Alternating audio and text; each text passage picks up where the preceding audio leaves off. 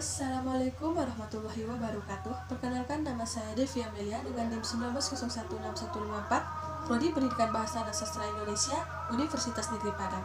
Baiklah, untuk memenuhi tugas mata kuliah apresiasi prosa fiksi yang diampu oleh Bapak dosen Yasnur Asri,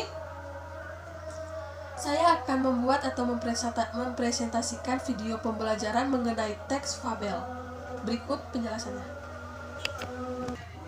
Apa sih yang dimaksud dengan fabel?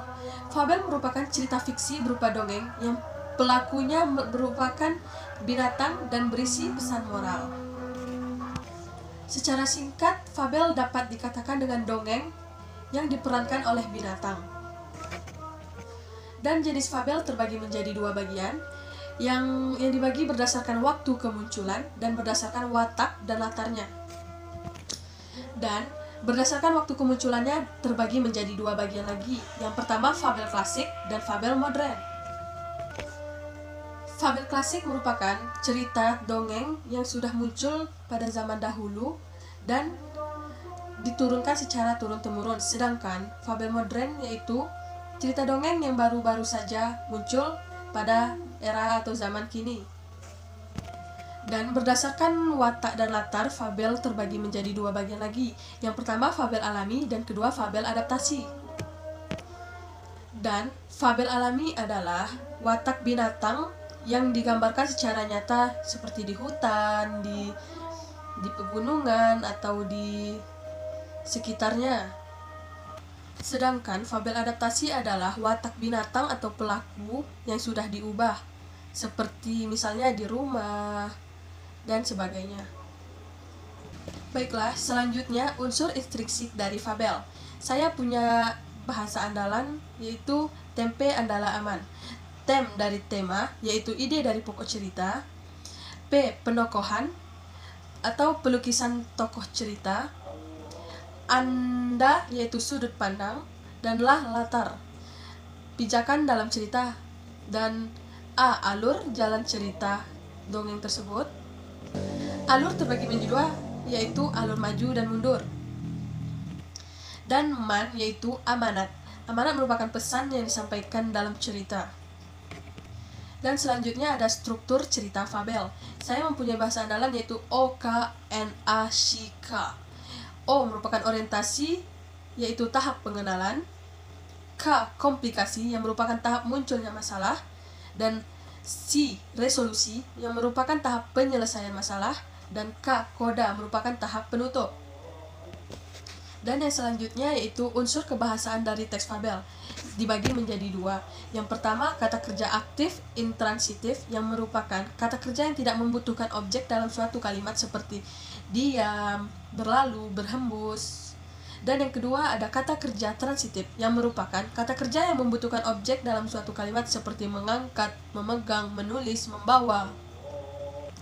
Dan contoh dari teks fabel yaitu ada si kancil dan buaya, ada kupu-kupu berhati mulia, gagak, dan harimau yang menyeramkan. Baiklah, saya di sini akan membacakan satu buah fabel atau cerita dongeng dari kupu-kupu berhati mulia. Dikisahkan pada suatu hari yang cerah, ada seekor semut berjalan-jalan di taman.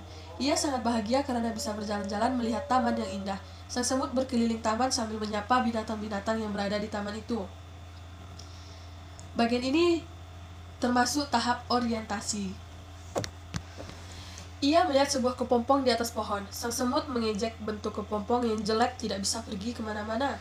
Hei kepompong, alangkah jeleknya nasibmu.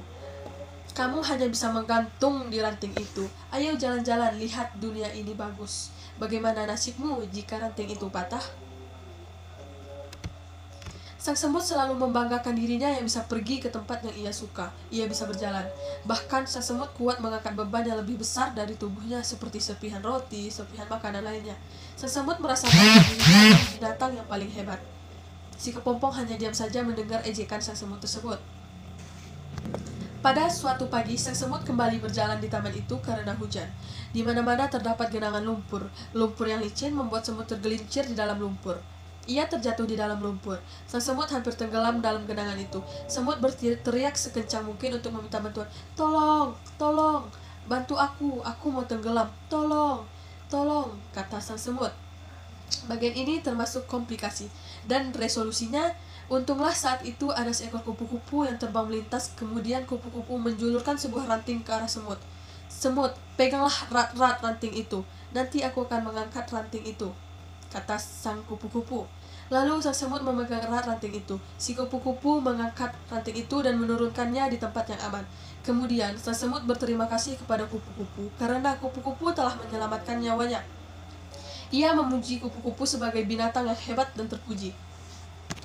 Mendengar pujian sang semut, kupu-kupu berkata kepada semut, "Aku adalah kepompong yang pernah kau ejek," kata si kupu-kupu. Ternyata kepompong dulu yang ia ejek sudah menyelamatkan diri dan hidupnya. Dan kodanya yaitu, akhirnya sang semut berjanji kepada kupu-kupu, dia tidak akan mengejek atau menghina semua makhluk ciptaan yang ada di taman atau di hutan tersebut. Nah, sekian materi tentang teks fabel dari saya. Saya mohon maaf bila ada kesalahan dan kekurangan. Wabillahi taufiq wal hidayah. Wassalamualaikum warahmatullahi wabarakatuh.